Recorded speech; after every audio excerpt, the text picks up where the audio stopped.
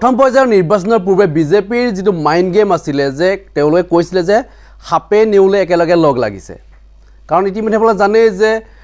অখিল গগৈ লুৰিণজ্যোতি গগৈ আৰু কংগ্ৰেছ যেটো একেলগে লগ লাগিছিলে নিশ্চয় আপোনালোকে জানে যে হাপে নেউলে লগ লাগিছে বেছিদিন নীতিকে অতি সোনকালে তেওঁলোকৰ মাজত যুদ্ধ হ'ব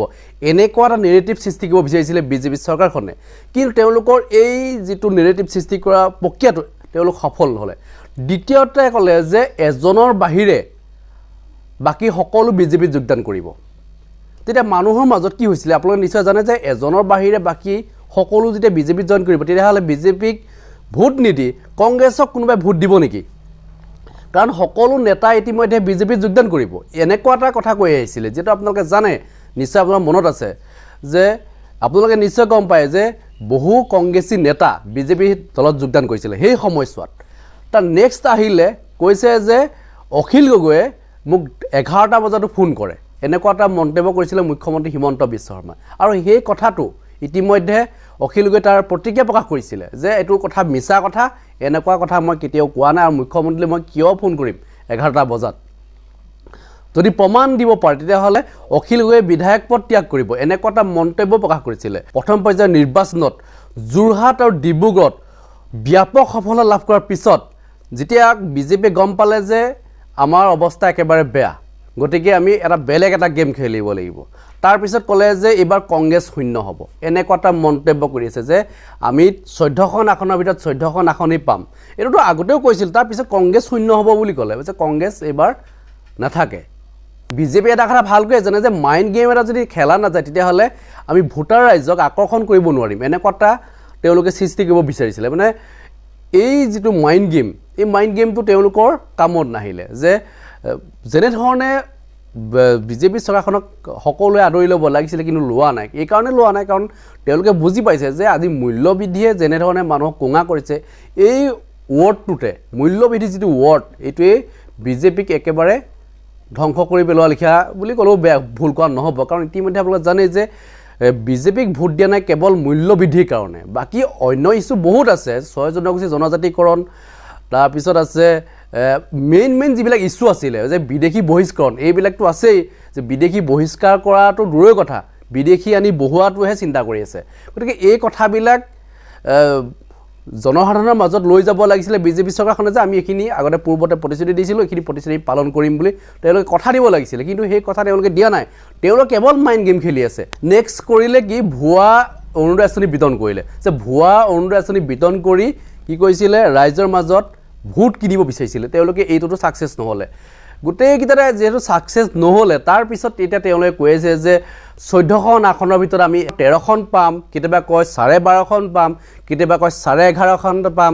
এই ধৰণৰ মন্তব্য কৰি আছে যে এই ধৰণৰ মন্তব্যবিলাক আমি এতিয়া আমি বিচাৰ বিবেচনা কৰি চোৱাটো আমাৰ উচিত নহয় কাৰণ ইতিমধ্যে আপোনালোকে জানে যে 4 জুনত যেটো ৰিজাল্ট ঘোষণা কৰিব গতিকে 4 জুনত গোটেই কথাখিনি স্পষ্ট হৈ পৰিব যে কাৰ অংক শুদ্ধ হয় আজি অখিল গগৈ ডাঙৰীয়া নিতুমণি শইকীয়াৰ যি জনমত 2024 এই অনুষ্ঠানত অংশগ্ৰহণ কৰিছিল আৰু অংশগ্ৰহণ কৰি যিখিনি মন্তব্য তেখেতে আগবঢ়াইছে এই মন্তব্য আপোনালোকক শুনাম কাৰণ ইতিমধ্যে আপোনালোকে জানে যে অখিল গগৈয়ে গোটেই যিটো ৰাজনৈতিক প্ৰেক্ষাপটটো চেঞ্জ কৰি দিয়া এজন প্ৰথমজনেই হৈছে বিধায়ক কোনো বিধায়কে এনেকুৱা এটা পৰ্যায়লৈ হয়তো লৈ যাব বুলি ভবা নাছিলে যিবিলাক বিধায়ক আছে কংগ্ৰেছৰ তেওঁলোকে ভবা নাছিলে যে এনেকুৱা এটা পৰ্যায়লৈ লৈ যাব বুলি বিজেপি চৰকাৰখনৰ কাৰণ ইতিমধ্যে আপোনালোকে জানে যে কংগ্ৰেছ যেটো শূন্য হ'ব বুলি যেটো কৈ আছিল যে এই শূন্যৰ পৰা কেনেকৈ অগ্ৰগতি লাভ কৰিলে এতিয়া 5খন আসনলৈ অগ্ৰগতি লাভ কৰিব বুলি ইতিমধ্যে তেওঁলোকে প্ৰকাশ কৰি আছে যে 5খন আসনতে আমি জয়ী হ'ম এতিয়া কাৰ কথা সঁচা হয় এই গোটেই কথাখিনি আমি ৰিজাল্টলৈ আমি অপেক্ষা কৰিব লাগিব আজি অখিল গগৈ ডাঙৰীয়া কি বুলি কৈছে মই আপোনালোকক শুনাই ল'ব বিচাৰিছো ৰাইজৰ দলৰ সভাপতি শিৱসাগৰৰ বিধায়ক অখিল গগৈ ডাঙৰীয়া তিনিটা পৰ্যায়ত অসমত যি লোকসভা নিৰ্বাচন অনুষ্ঠিত হৈছিল এই লোকসভাৰ নিৰ্বাচনত শাসক পক্ষৰ সমানে বিৰোধী মিত্ৰজোঁটকো যি কেইজন নেতাই এটা নতুন মাত্ৰা গতি প্ৰদান কৰিছিল আৰু এক প্ৰকাৰ শাসক পক্ষক প্ৰত্যাহ্বান জনাইছিল সেই সকলৰ প্ৰথম শাৰীৰ নেতা আছিল অখিল গগৈ আহক তেখেতৰ লগত কিছু নিৰ্বাচনৰ সন্দৰ্ভত কথা পাতো গগৈ ডাঙৰীয়া আপোনাক স্বাগতম জনাইছো আৰু প্ৰথমতে ধন্যবাদ জনাইছো যে আপুনি আমাৰ আমন্ত্ৰণ ৰক্ষা কৰি ষ্টুডিঅ'ৰ অতিথি হোৱাৰ কাৰণে কেনেকুৱা লাগিল নিৰ্বাচনটো এইবাৰ মোৰ জীৱনৰ প্ৰথম নিৰ্বাচন প্ৰথম ইলেকশ্যনত ঘূৰিছোঁ আৰু কেইবাৰ নিৰ্বাচনত সাধাৰণতে বাহিৰৰ বেলেগৰহে নিৰ্বাচন চাই আছিলোঁ নিৰ্বাচনত কেতিয়াও ঘূৰি পোৱাই নাছিলোঁ এইবাৰ ঘূৰি প্ৰথমবাৰৰ কাৰণে মানুহৰ সেই সময়ৰ যিটো চাইক'লজি মানুহৰ মনস্তাত্ত্বিক অৱস্থাটো বুজ ল'বলৈ চেষ্টা কৰিছিলোঁ আৰু সেই অৱস্থাটোক কেনেকৈ ধৰণে মানে কথাখিনি কৈ নিজৰ কথাখিনি মানুহৰ মাজলৈ লৈ যাব পাৰি সেইটো খুব এক্সপেৰিমেণ্টেল প্ৰথমবাৰৰ কাৰণে জীৱনত এক্সপেৰিমেণ্ট কৰি চাইছিলোঁ তাৰমানে আপুনি ৰাজনীতিক অখিল গগৈ হোৱাৰ পিছত কাৰণ আপুনিতো জেলত থাকিয়ে নিৰ্বাচন জিকিলে গতিকে আপুনি তেনেকৈ জড়িত হ'ব নোৱাৰিলে গতিকে আপুনি বিধায়ক হোৱাৰ পিছত এইবাৰ প্ৰথম এইটো আপোনাৰ প্ৰথম নিৰ্বাচন হয় আচ্ছা এতিয়া মোক এটা কথা কওকচোন আগৰ যিবিলাক নিৰ্বাচন আপুনি দেখিলে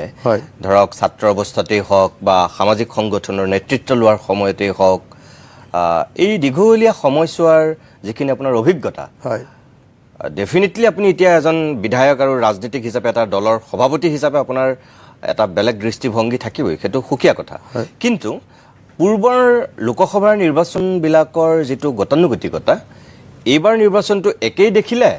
নে আপুনি ক'ৰবাত অলপ ব্যতিক্ৰম পালে মানে এইবাৰ নিৰ্বাচনৰ প্ৰথম বস্তুটোৱে হ'ল যে এইবাৰ ডাইৰেক্টলি শাসক দলৰ লগত ৰাইজৰ যুঁজ হৈছে আগতে ধৰক শাসক আৰু বিৰোধীৰ মাজত যুঁজ হয় এইবাৰ আমি গোটেই নিৰ্বাচনটোত যিটো কৰিবলৈ চেষ্টা কৰিছিলোঁ সেইটো হ'ল যে পিপুলছ পাৱাৰটো মই বাৰম্বাৰ এটা বাক্য কৈ আছিলোঁ প্ৰত্যেক দিনাই যে পাৱাৰ অফ কমন পিপুল এইটো এইবাৰ প্ৰতিষ্ঠা হ'ব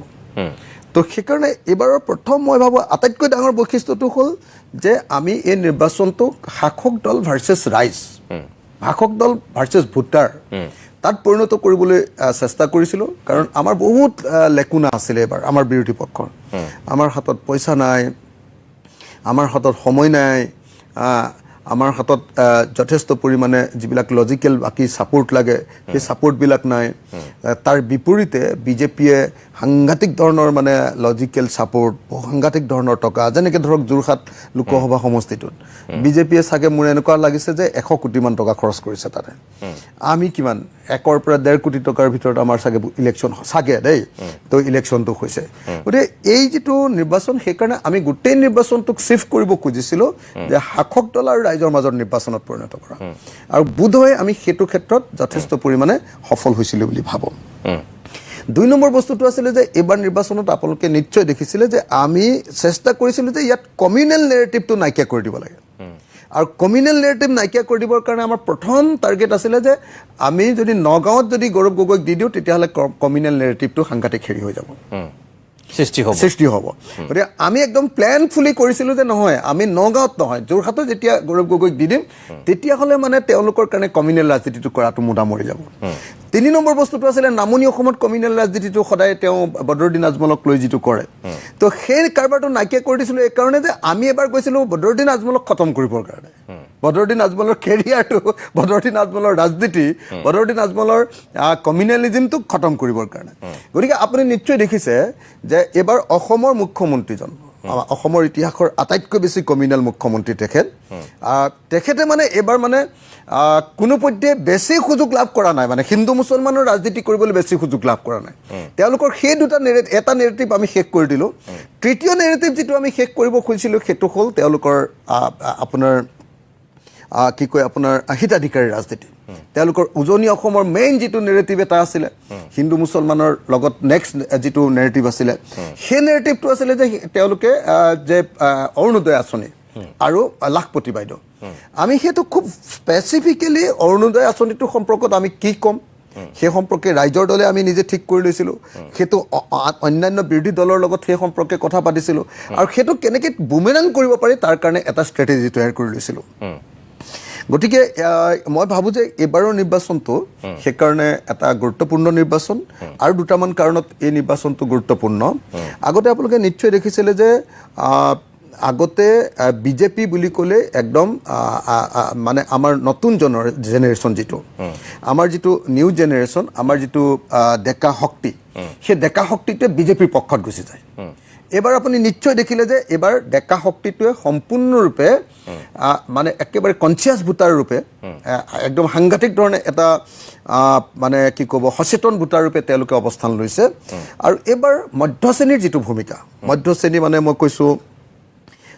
চিভিল ছ'চাইটি মধ্যশ্ৰেণী মানে শিক্ষিত সমাজ মধ্যশ্ৰেণী মানে আপোনাৰ চৰকাৰী কৰ্মচাৰী মধ্যশ্ৰেণী মানে প্ৰফেশ্যনেলছ এই যিবিলাক আছিলে আমাৰ মধ্যশ্ৰেণী সেই মধ্যশ্ৰেণীৰ ভূমিকাটো এবাৰ বিজেপি বিৰোধী হৈ গৈছিলে তো গতিকে এই গোটেইকেইটাক লৈ আমি দেখিছিলোঁ যে বিজেপি চৰকাৰে দুটা বস্তুক লৈ সাধাৰণতে যিটো খেলে এক নম্বৰ কমিউনেলিজিম সেইটো খেলিবলৈ চান্স পোৱা নাই যি কাৰণত এতিয়া হিমন্ত বিশ্ব শৰ্মাই গৈ উৰিষ্যাত গৈ মানে কমিউনেলিজিম কৰিবলগীয়া বেছিকৈ হৈছে যে উৰিষ্যাত গৈ কৈছে যে বিজেপিক 400 চিট এইকাৰণে লাগে যে পুৰণি যিবিলাক মন্দিৰ আছিলে যিবিলাকত এতিয়া মছজিদ বনালে সেইবিলাক ভাঙি মন্দিৰ বনাবৰ কাৰণে তেওঁক 400 চিট লাগে এই এনেকুৱা ধৰণৰ যিবিলাক কমিউনেল কথা অসমৰ ইতিহাসত ইমান কমিউনেল মানুহটো কেতিয়াও জন্ম হোৱা নাছিলে তো মুখ্যমন্ত্ৰী হিমন্ত বিশ্ব শৰ্মাই হ'ল অসমৰ ইতিহাসৰ আটাইতকৈ ডাঙৰ কমিউনেল মানুহ গতিকে তেখেতৰ এই কথাবিলাক আমি ইয়াত ক'বলৈ এবাৰ সুযোগটো কম দিলোঁ দ্বিতীয়তে তেওঁলোকৰ যিটো মেইন বস্তু যে অৰুণোদয়টোক আমি খুব ভালকৈ ডিল কৰিছোঁ এবাৰ আপোনাৰ হেৰি কি কয় আপোনাৰ লাখপতি বাইদেউটোক খুব আমি ভালকৈ ডিল কৰিছোঁ মাইক্ৰ' ফাইনেন্সৰ ঋণটোক লৈ তেওঁলোকে খেলে সেইটোক লৈ আমি ভালকৈ ডিল কৰিছোঁ যিটোক লৈ তেওঁলোকে পলিটিক্স কৰিব পৰা নাই সেইকাৰণে মই ভাবোঁ যে এইবাৰৰ নিৰ্বাচনটো কেইবাটাও কথা এটা হ'ল যে মুখ্যমন্ত্ৰী হিমন্ত বিশ্ব শৰ্মাৰ দপদপনি সাধাৰণতে নিৰ্বাচনত দেখা যায় এইটো আমি কমালোঁ এইবাৰত আমি সৰ্বানন্দ সোণোৱালক মোটামুটি ৰাজনৈতিকভাৱে তেওঁ একেবাৰে চেচুৱেটেড হৈ গ'ল তেওঁ মোটামুটি খতম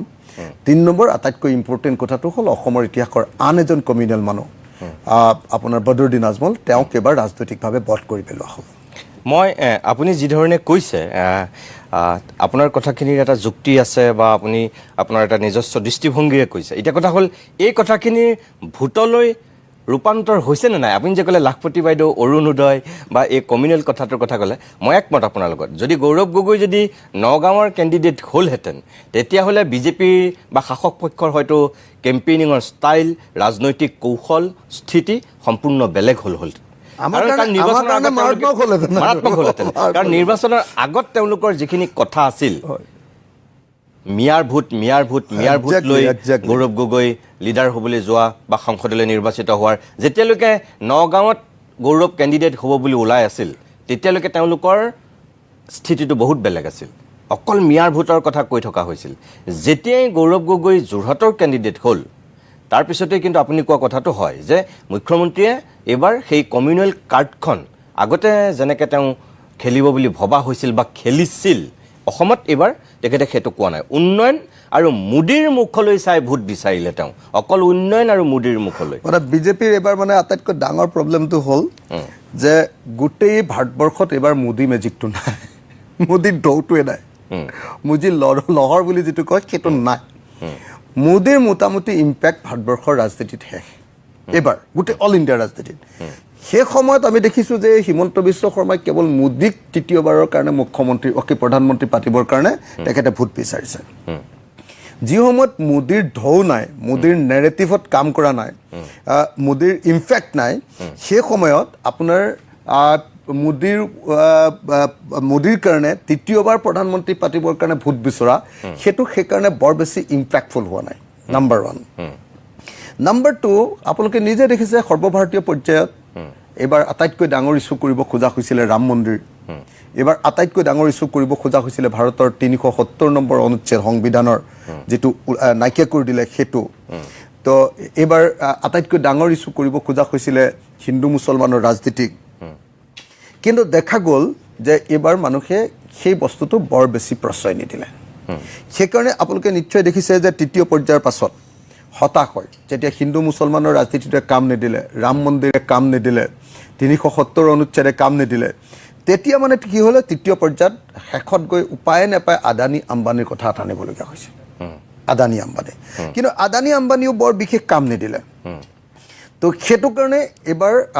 মই ভাবোঁ যে বিজেপিৰ যিটো আকাংক্ষিত তেওঁলোকৰ লক্ষ্য আছিলে তেওঁলোকেতো কৈ আছিলে 14খনৰ ভিতৰত 14খন পাম সেইটোতো এতিয়ালৈকে তেওঁলোকৰ মুখ একদম সম্পূৰ্ণ বন্ধ 14খনৰ ভিতৰত 14খন বুলি কোনো নকয় তাৰপিছত তেওঁলোকে কৈছিলে একদম পৰাজয় বৰণ কৰা বুলি কালি ৰঞ্জিত দাসে কৈ দিলে তাৰপিছত তেওঁলোকে ক'লে 13খন পাম এতিয়াও কোনেও একজন মানুহ উলিয়াই দিয়ক যিজনে কয় যে 13খন পাম তাৰপিছত ভৱেশ তেওঁলোকে কলিতাই কৈ আছে 13খন ভৱেশ কলিতাই কৈছে নেকি? পীযুষ হাজৰিকাই 12 এইটোলৈ আহিছে হয় নে নহয় হয়। হিমন্ত বিশ্ব শৰ্মাৰ মুখৰ মাত নাইকিয়াসকল যে কেইখন পাম এইটো ক'ব নোৱাৰা হৈ গ'ল তাৰপিছত তেওঁলোকে কৈ আছিলে 12.5খন পাম 12.5খন মানে তেওঁলোকে 13খন বুজাইছিলে 12.5খনৰ তেওঁলোকৰ নেৰেটিভ নাইকিয়া হৈ গুচি গ'ল মানে যিয়ে নহওক লাগিলে চিট গুণে কিমান পাওঁতো আমি ইলেকশ্যনৰ পাছত দেখিম ৰিজাল্ট ওলোৱাৰ পাছত কিন্তু এটা কথা খাটাং যে হিমন্ত বিশ্ব শৰ্মাৰ দপদপনি এইটো দপদপনি নাইকিয়া কৰি দিয়া হ'ল হিমন্ত বিশ্ব শৰ্মাৰ এইবাৰ যিটো উৎপাত এইবাৰ মানে এনেকুৱা হৈ গ'ল যে হিমন্ত বিশ্ব শৰ্মাই 300 মানুহৰ আগতো নাচিবলগীয়া পৰিস্থিতি হৈ গৈছে আগতে নাচটো তেওঁৰ এটা হেৰি আছিলে নাচটো তেওঁৰ এটা কৌশলৰ ভিতৰতে আছিলে কিন্তু এইবাৰ এনেকুৱাকে পানী খুৱাই দিয়া হৈছে তেওঁলোকৰ ইছ্যুবিলাক খাই পেলাইছোঁ ন আমি চব এফালৰ পৰা তেওঁলোকৰ ইছ্যুবিলাক আমি নাইকিয়া কৰি আছোঁ কমিউনেলিজিমটোৱে তেওঁলোকৰ আটাইতকৈ ডাঙৰ ইছ্যু এইটোৱে নাইকিয়া কৰি দিলোঁ 2 নম্বৰ তেওঁলোকৰ ইছ্যুটো আহিলে আপোনাৰ কি কয় হিতাধিকাৰী ইছ্যুটো আপাৰ আছামত মোটামুটি খতম কৰি দিছোঁ মানে আমি কি ক'ব লাগিব আমি মোটামুটি ঠিক কৰি লৈছোঁ 3 নম্বৰ ইছ্যুটো তেওঁলোকৰ হ'ল ডেভেলপমেণ্টেল পলিটিক্স তেওঁলোকে উন্নয়নৰ কথা কয় আমি আপোনাক সেইটো কথাই কৈছোঁ এতিয়া আপুনি যিকেইটা কথা কৈ আছে মই সেইটোকে কৈছোঁ যে এইটো এতিয়া ভোটলৈ ট্ৰেন্সফাৰ হৈছে নাই খালি ডেভেলপমেণ্টেল পলিটিক্সৰ ক্ষেত্ৰত তেওঁলোকে কি কয় ডেভেলপমেণ্টেল পলিটিক্স মানে তেওঁলোকে বেচিকেলি দেখুৱায় যে তেওঁলোকে অভাৰব্ৰিজ কেইখনমান বনাইছে আমি এইটো একদম মানুহৰ মাজত মোটামুটি মিডল ক্লাছৰ মাজত এইটো এষ্টাব্লিছ হৈ গ'ল যে অভাৰব্ৰিজৰ ৰাজনীতি মানে হ'ল আচলতে কমিশ্যন ৰাজ অভাৰব্ৰিজ দৰকাৰ হওক বা নহওক যদি অভাৰব্ৰিজ এখন বনায় তেতিয়াহ'লে 5% কমিশ্যন 10% কমিশ্যন 15% কমিশ্যন চৰকাৰে পায় চৰকাৰী মানুহে পায় গতিকে তেওঁলোকক অভাৰব্ৰিজ লাগে এইটোৱে হ'ল তেওঁলোকৰ ডেভেলপমেণ্ট পলিটিক্স অসমৰ শিক্ষিত মানুহবিলাকে যুৱ প্ৰজন্মই এটা বস্তু বুটি আছে এই চৰকাৰখন সাংঘাতিক চৰকাৰ এই চৰকাৰখনে চব কাম অকল কমিশ্যন ৰাজত কৰে তো এই ডেভেলপমেণ্টেল পলিটিক্সটো যে কমিশ্যন ৰাজৰ লগত জড়িত আৰু ডেভেলপমেণ্টেল পলিটিক্সটোৰ লগত যে ঋণৰ প্ৰশ্নটো জড়িত আপুনি দেখিছে এইবাৰ ঋণৰ প্ৰশ্নটো যথেষ্ট গুৰুত্ব লাভ কৰিছে নিৰ্বাচনত ঋণৰ প্ৰশ্নটো ইতিমধ্যে মই বিধানসভাত আপোনালোকে প্ৰত্যেকখন বিধানসভাত চাব ঋণৰ প্ৰশ্নটো উত্থাপন কৰি আহি আছোঁ আহি এবাৰ ইলেকশ্যনত আমি একদম ৱাইণ্ড আপ কৰি দিছোঁ বুজিছে নাই এই গোটেইবিলাকৰ জৰিয়তে অন্ততপক্ষে কিমান সাৰটো ফাইনেলি ৰিজাল্টত ওলাব তথাপিও এটা বস্তু খাটাং হৈ গৈছে যে সৰ্বোচ্চ মানে আগতে বিজেপিয়ে সৰ্বোচ্চ কিমান 11টালৈকে পাই থৈছে নহয় অসমত নাই 9টা নহয় 11টা মানলৈকে পাই থৈছে নেকি লোকসভাত এইবাৰ যোৱাবাৰ 9টাহে পাইছে তাৰ আগতে 7টা পাইছিল বিজেপিয়ে 11টা নাই পোৱা 11টালৈকে যোৱাবাৰ কেইটা পালে 9টা মানে তাৰ আগত 7টা 9টা মানে দুটা আব্দুল খালেক আৰু প্ৰদ্যুৎ বৰদলৈহে আছিলে আৰু কোন আছিলে নাই কংগ্ৰেছৰ 3জন আছিলে যোৱাবাৰ প্ৰদ্যুৎ বৰদলৈ গৌৰৱ গগৈ আৰু এফালে আব্দুল খালেক 3জনে তেতিয়াহ'লে 11টা পাইছে নাই এইফালে আজমল আজমল তেতিয়াহ'লে 10টালৈকে পাই থৈছিলে নাই 10টাও নহয় এইফালে নৱশৰণীয়া আছিলে 9টা হায়েষ্ট পাই থৈছে 9টালৈকে পাই থৈছে 9টা এইবাৰো চাগে সেই মইতো ভাবোঁ যে তেনেকৈ হ'বগৈ পৰিস্থিতি আজমলৰ ছিটটোতো আমি ল'লোৱে সেইটো গ'ল তেওঁলোকৰ আজমলৰ ছিট মানেতো বিজেপিৰ ছিট নহয় জানো সেইটো গ'ল আৰু এইবাৰ ইলেকশ্যনৰ আটাইতকৈ ডাঙৰ এটা হেৰি হ'ল যে সংখ্যালঘু ৰাইজৰ ভূমিকা নাই আপুনি এতিয়া নক'ব সেইটো কথা মই আপোনাক সুধিম অকণমান সময়ৰ কাৰণে আমি জনমতত বাণিজ্যিক বিৰতি ল'ব লাগিব অখিল গগৈ ডাঙৰীয়াৰ লগত আমি আৰু বহুখিনি কথা পাতিব লাগিব বিৰতি লৈ লৈছোঁ অকণমান এতিয়া মই 3টা ফেজত অনুষ্ঠিত হোৱা নিৰ্বাচনটোৰ এটা ফেজকে মই আপোনাৰ ওচৰলৈ আহিম প্ৰথম মই ফাৰ্ষ্ট ফেজৰ পৰা আহিব বিচাৰোঁ এই 14টা সমষ্টিৰ ক্ষেত্ৰত আপুনি এতিয়া যিকেইটা কথা কৈ আছে যে শাসক পক্ষক আপোনালোকে বান্ধিলে আপোনালোকৰ সময় কম আছিল যদিও কৌশলী স্থিতিৰে যিমানখিনি পাৰে আপোনালোকে এটা বেহু ৰচনা কৰিছিল য'ত আপোনালোকে মোটামুটি সেইধৰণে নিজক লৈ গ'ল আৰু শাসক পক্ষক তাৰ মাজত আবদ্ধ কৰিবলৈ পাৰিলে বুলি আপোনালোকে কৈছে মই আপোনাক কওঁ যে হিমন্ত বিশ্ব শৰ্মাৰ হয় কমিউনেল কাৰ্ডখন এইবাৰ তেওঁ খেলিব পৰা নাই বা হয়তো নিজেও নেখেলিলে নে আপোনালোকৰ কাৰণে নেখেলিলে নেজানো গৌৰৱ গগৈ যোৰহাটৰ কেণ্ডিডেট হোৱাৰ কাৰণেও চাগে সেই সুযোগটো নাহিল মই নাজানো কিন্তু আপুনি নাভাবেনে যে তেখেত একদম প্ৰধান সেনাপতি হিচাপে ইয়াৰ আগতে তেখেতৰ সন্মুখত তৰুণ গগৈ ডাঙৰীয়া আছিল ইয়াৰ আগতে সৰ্বানন্দ সোণোৱাল ডাঙৰীয়া আছিল তেওঁ ছেকেণ্ড লেফটেনেণ্ট হিচাপে তেওঁ কৰিছিল এইবাৰ কিন্তু তেওঁ মুখ্যমন্ত্ৰী তেওঁ সন্মুখত নেতৃত্ব দিছে এইটো তেখেতৰ জীৱনৰ এটা প্ৰথম ইলেকশ্যন তেখেতে এতিয়ালৈকে কৈ আছে যে আপুনি কোৱাৰ ধৰণে আসন কিমান হ'ব তেওঁ আগতে কৈছিল যদিও এতিয়া নিৰ্বাচনৰ পিছত তেওঁ নাই কোৱা, কিন্তু এটা তেওঁ মুখৰ বাক্য ঐতিহাসিক ফলাফল হ'ব, ঐতিহাসিক ফলাফল। মানে এতিয়া আপোনালোকৰ বিৰোধী নেতাসকলে ব্যাখ্যা কৰিছে ঐতিহাসিক ফলাফল তেওঁ ঠিকেই কৈছে, কাৰণ এইবাৰ বিৰোধীৰ যিটো ফলাফল হ'ব সেইটোতে তেওঁ ঐতিহাসিক ফলাফল বুলি কৈ থৈছে, কাৰণ তেওঁ গম পাইছে যে কি হ'ব। মই কৈছোঁ যে তেওঁ হয়তো আপোনালোকৰ কাৰণে কোৱা নাই, তেওঁ নিজৰ কাৰণে কৈছে যে অসমত সৰ্বাধিক সংখ্যক আসন তেওঁৰ দিনতেই হোৱা বুলি মানে এষ্টাব্লিছ হ'ব আৰু প্ৰতিষ্ঠা লাভ কৰিব। আপুনি কৈছে যে যোৱাবাৰৰ নিচিনাই থাকিব। যদি তেওঁ কোৱাৰ ধৰণে 11খন 12খন আসনলৈ বিজেপি যায়, তেনেহ'লেতো তেওঁ দিনতেই প্ৰথম সিমানখিনি আসন পালে। ৰঞ্জিত দাসে কিন্তু এটা খুব ছিগনিফিকেণ্ট কথা কৈছে, আপুনি চাগে মন কৰিছে যে সৰ্বানন্দ সোণোৱালৰ দিনত আটাইতকৈ সৰ্বাধিক আসন 7খন আসন পাইছিল, তেতিয়া তেওঁ সভাপতি আছিল। তাৰপিছত ৰঞ্জিত দাস সভাপতি হ'ল, ৰঞ্জিত দাসৰ সভাপতিত্বৰ দিনত আৰু 2খন বাঢ়িল, আৰু এইবাৰ ভৱেশ কলিতাৰ দিনত আৰু 2খন বাঢ়িব। তাৰমানে ৰঞ্জিত দাসৰ কথাটো এইটো যে প্ৰতিটো নিৰ্বাচনত +2 হৈ আহিছে যেতিয়াৰ পৰা বিজেপিৰ ইয়াত উত্থান হ'ল, মানে 14ৰ পৰা। এইবাৰ তাৰমানে তেওঁ 11খন, ৰঞ্জিত দাসৰ মতে 11খন চিয়'ৰ। এতিয়া মোক আপুনি কওক যে এই হিমন্ত বিশ্ব শৰ্মা বা ৰঞ্জিত দাসহঁতে যিটো ভাবিছে, আপুনি যে কৈছে আপোনালোকে পাৰিলে বুলি, 11খনৰ পৰা কি আপোনালোক তললৈ নমাব পাৰিব নেকি বিজেপি? মানে যদি আমি চাওঁ, আমাৰ কাৰণে সম্ভাৱনা থকা, একেবাৰে সম্ভাৱনা থকা চিট 5টা আমাৰ। আমি 5টা চিটত জিকিছোঁ যেন অনুমান হৈ গৈছে। কোনকেইটা সমষ্টি?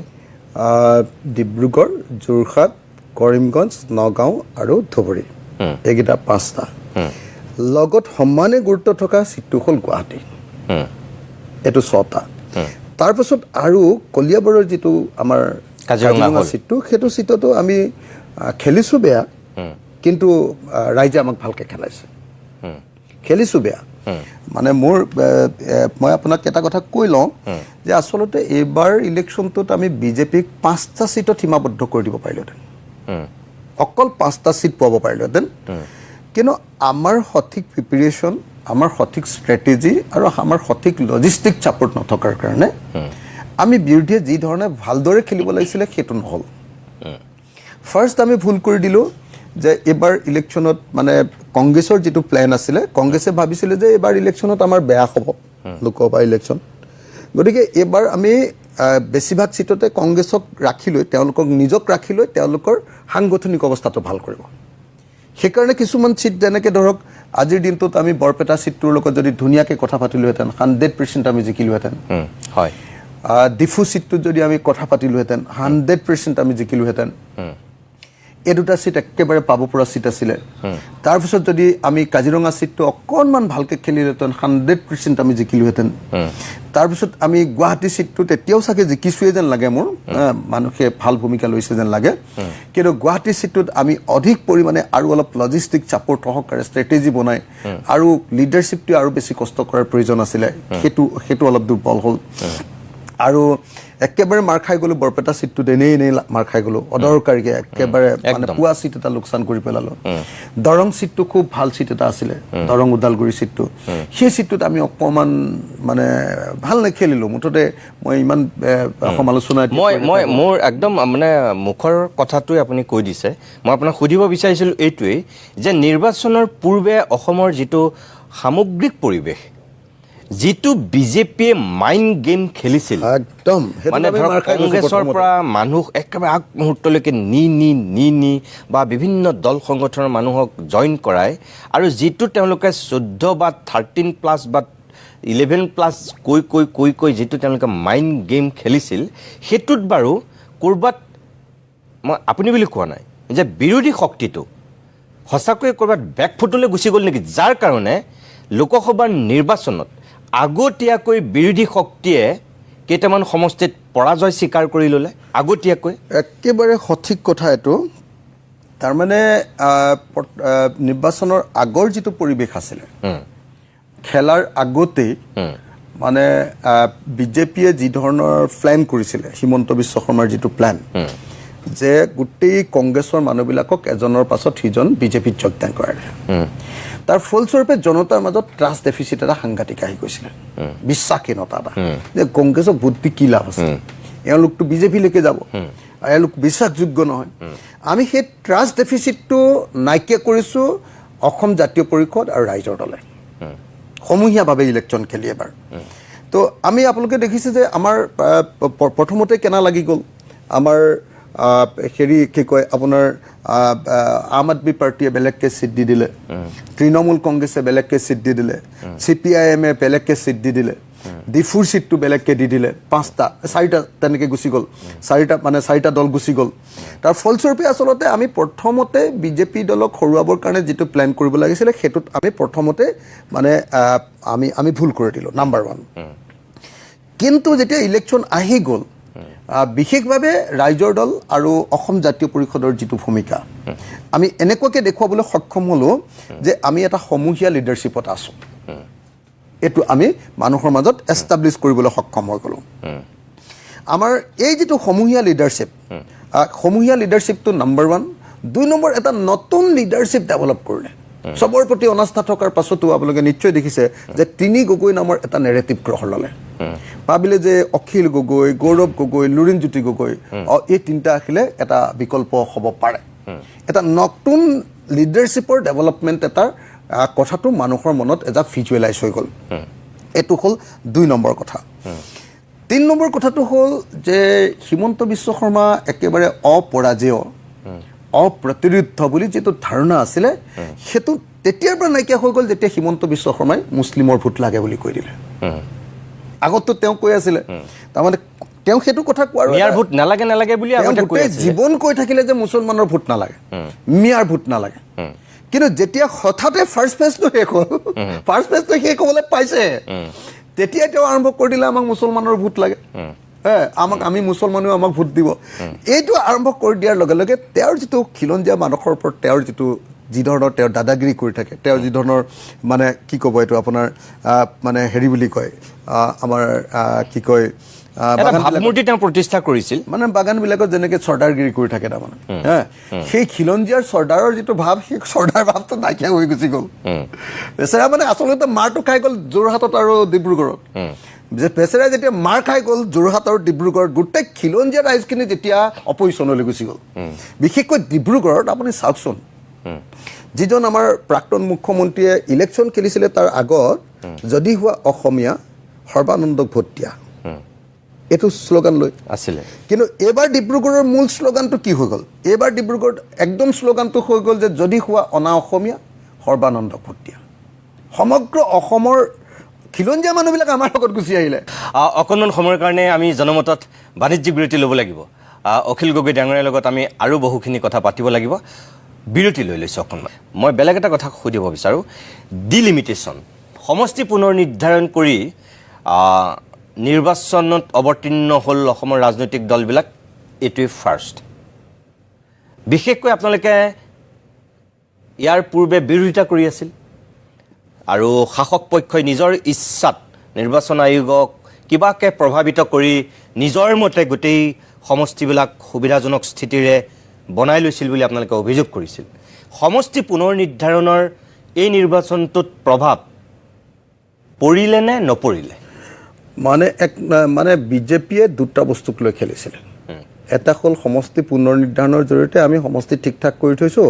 খিলঞ্জীয়া মানুহ চব আমাৰ লগত আছে গতিকে হাৰিলে আৰু হিন্দু মানুহবিলাক আমাৰ লগত আছে গতিকে বিজেপি আৰু কংগ্ৰেছ ক'ৰ পৰা জিকিব নাই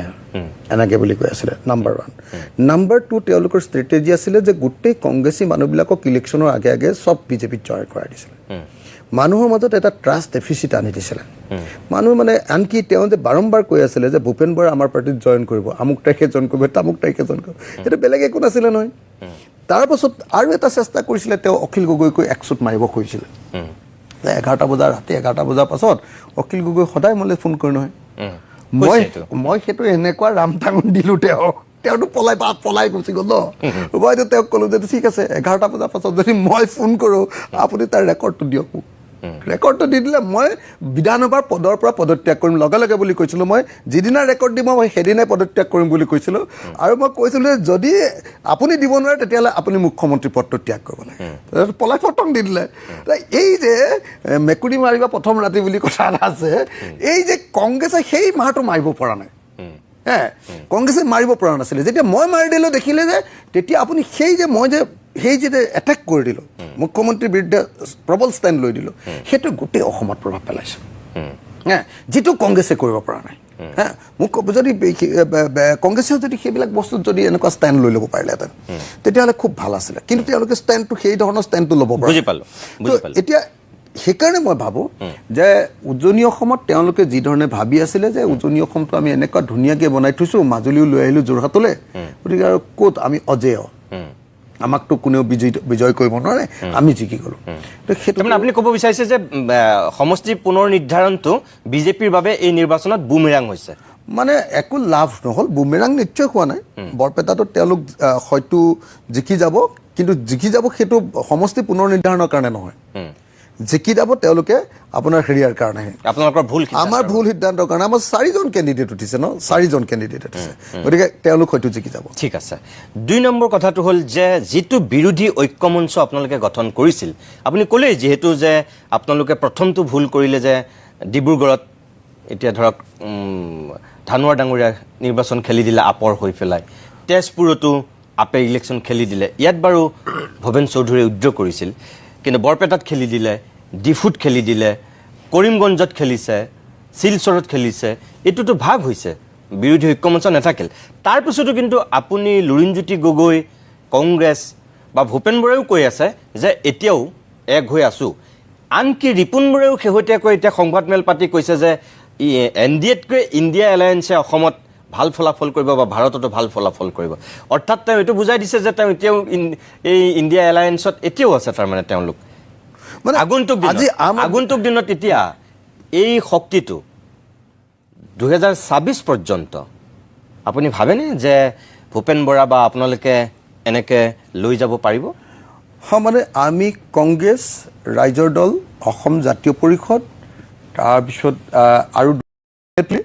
বিজেপিৰ বিৰুদ্ধে আমাৰ লগত আহিব এবাৰ আমাৰ পিনৰ পৰা কংগ্ৰেছৰ ক্ষেত্ৰত ভুল হৈছে বুলি মই ভাবোঁ বৰপেটাটো কিন্তু আম আদমি পাৰ্টীয়ে তাতকৈ ডাঙৰ ভুল কৰি দিলে আমি আম আদমি পাৰ্টীক বাৰম্বাৰ কৈ আছিলোঁ যে আপোনালোকক আমি গুৱাহাটী দিম আপোনালোকে এটা চিটত খেলক বাকীকেইটা এৰি দিয়ক তেওঁলোকে অকস্মাতে কাৰ কি পৰিচালনাত পৰিলে তেওঁলোকে অকস্মাতে 3টা চিট ঘোষণা কৰি দিলে তাৰপাছত আপোনাৰ অল ইণ্ডিয়াত পিছত হ'লগৈ বুলিহে তাৰপাছত যেনে তেনে এটা উদ্যোগ কৰি ল'লে ন তাৰপাছত আপোনাৰ তৃণমূল কংগ্ৰেছে অকস্মাতে 4টা চিট ঘোষণা কৰি দিলে কি লাভ হ'ল আপুনি কওকচোন ক'ত জিকিব বাৰু কওকচোন আম আদমি পাৰ্টি জিকিব নে তৃণমূল কংগ্ৰেছে জিকিব কিন্তু তেওঁলোকে অকস্মাতে ঘোষণা কৰি দিলে তাৰ ফলস্বৰূপে আমাৰ ইউনিটিটোৰ ওপৰত এটা হাৰি আহি গৈছিলে কিন্তু আমি সেইটোক নাইকিয়া কৰি দিলোঁ মানে আমাৰ ৰাইজৰ দল আৰু অসম জাতীয় পৰিষদৰ আমাৰ অবিৰত ভূমিকাৰ জৰিয়তে আমাৰ দলটো আপুনি চাওক আমিতো এটাও চিটত খেলা নাই আমিতো ঘৰত বহি শুই থাকিব পাৰিলোহেঁতেন আমি এটাও ক'তো কেম্পেইন নকৰাকৈ পাৰিলোহেঁতেন কিন্তু আমি একেবাৰে এদিন যিদিনা ষ্টাৰ্ট হৈছে ইলেকশ্যন সেইদিনাৰ পৰা যিদিনা শেষ হৈছে ইলেকশ্যন তেতিয়ালৈকে কোনেও ক'ব নোৱাৰে যে কংগ্ৰেছ দলতকৈ আমি কম কষ্ট কৰিছোঁ মই আপোনাক এই প্ৰশ্নটো কিয় সুধিলোঁ যে প্ৰথম নিৰ্বাচন খেলিবলৈ বিচৰা মানুহজন বা দলটো ৰাইজৰ দল বুলি চৰ্চিত হৈছিল যোৰহাট সমষ্টি তাৰপিছতহে লুৰিণজ্যোতি গগৈ ডিব্ৰুগড়ত আহিছিল আপুনি প্ৰথম যোৰহাটৰ কেণ্ডিডেট বুলি ওলাইছিল আপোনালোকে খেলিব বুলি ৰাইজৰ দলে খেলিব বুলি ওলাইছিল তাৰপিছত বাকীবিলাক দল আহিল কিন্তু আপোনালোক বহি দিলে আপুনি তাৰপিছত উবুৰি খাই পৰিছে লাগিছে মই সেইকাৰণে সুধিলোঁ যে এই যিটো ধাৰাবাহিকতা আপুনি যিমানখিনি এতিয়া কষ্ট কৰিলে এই কষ্টখিনি আগন্তুক দিনত মানে আমি একলগ হৈ থাকিব পাৰিম বুলি ভাবোঁ মই ভাবোঁ যে বাকী দলকেইটাতো আমি লগত থাকিলোৱে এতিয়া তৃণমূল কংগ্ৰেছ আৰু আপোনাৰ আম আদমি পাৰ্টি এই দুটা পাৰ্টিৰ লগত কথা পাতিবলগীয়া আছে মই নিজেও এবাৰ অৰবিন্দক লগ ধৰিবলৈ যাম বুলি এবাৰ ভাবি আছোঁ জীৱনত লগ ধৰিবলৈ যোৱা নাছিলোঁ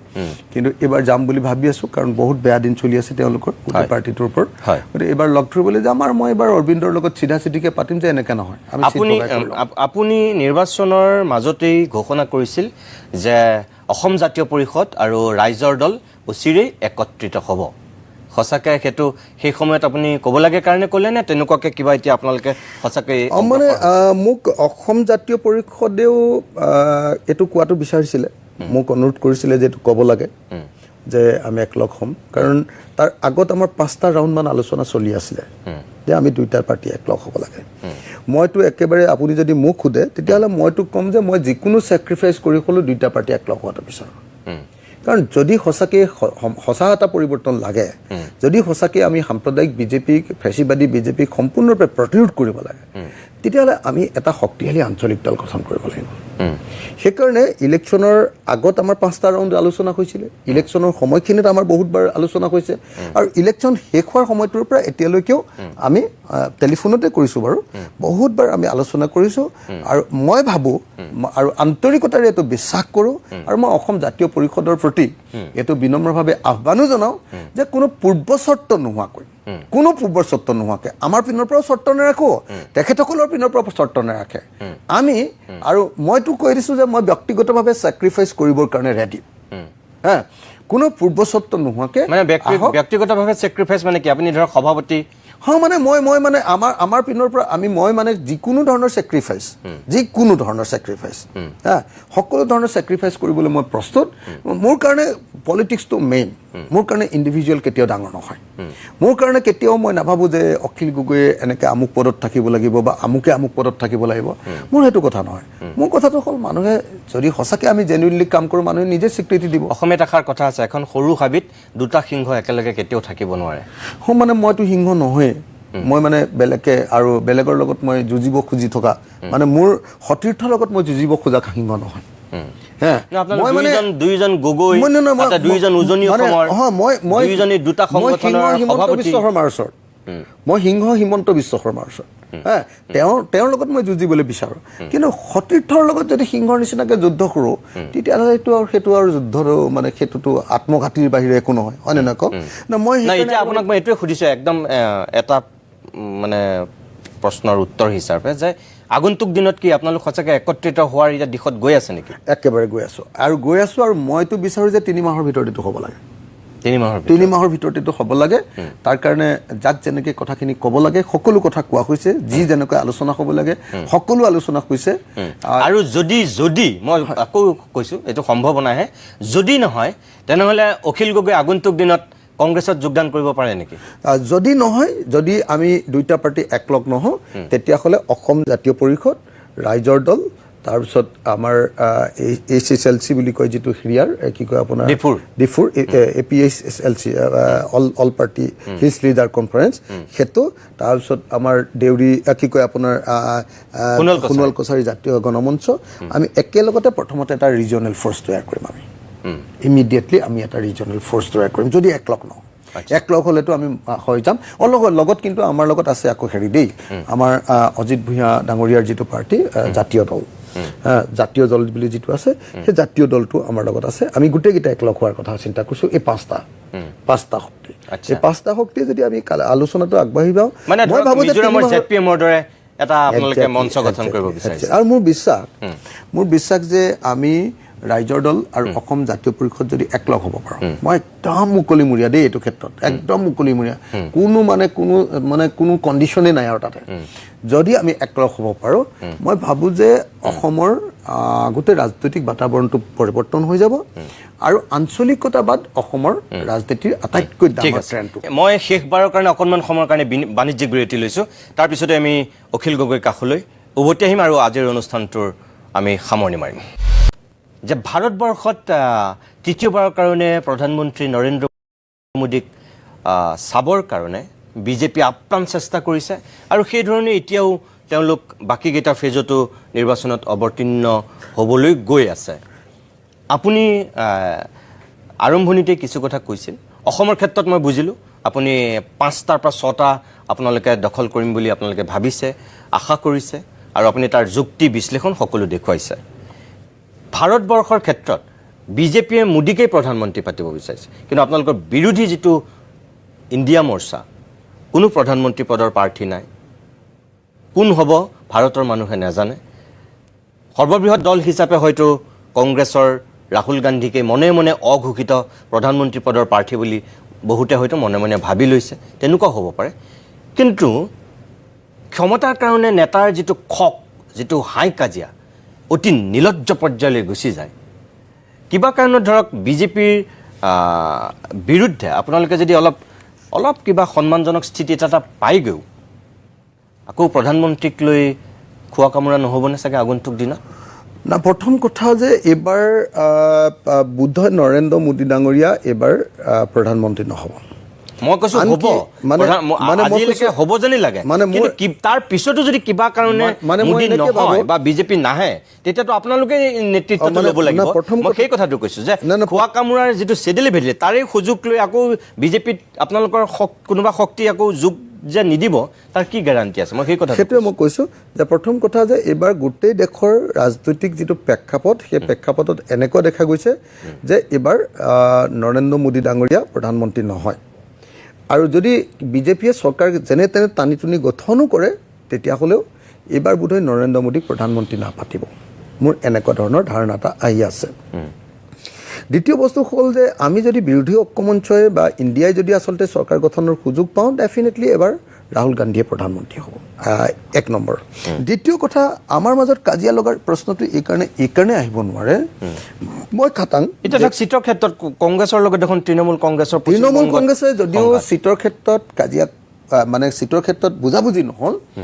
কিন্তু নিজৰ অস্তিত্ব ৰক্ষা কৰিবৰ কাৰণে দুইটা দলে আৰু দেশৰ গণতন্ত্ৰ ৰক্ষা কৰিবৰ কাৰণে মই 1000% খাটাং যে যদি জোটবন্ধনৰ সুযোগ পায় তৃণমূল কংগ্ৰেছে আমাৰ ইণ্ডিয়া গোটতে থাকিব। কেৱল ইমান বেছি এই পাৰ্টিটো ইমান বেছি আগ্ৰাসী, তাৰ ভয়তহে অকণমান হেৰি কৰি আছে। গতিকে সুযোগ পোৱাৰ লগে লগে আপুনি নিজে দেখিবলৈ পাব। আমি জানো সকলোৰে লগত কথা পাতি থাকোঁ, এইটো হ'ব। অখিলেশ যাদৱে আৰু ক'তনো বাৰু বিজেপিত জইন কৰিব কওকচোন আপুনি? যিমানে যি নহওক লাগিলে ষ্টেলিনটো ইডিঅ'লজিকেলি সি ভাল,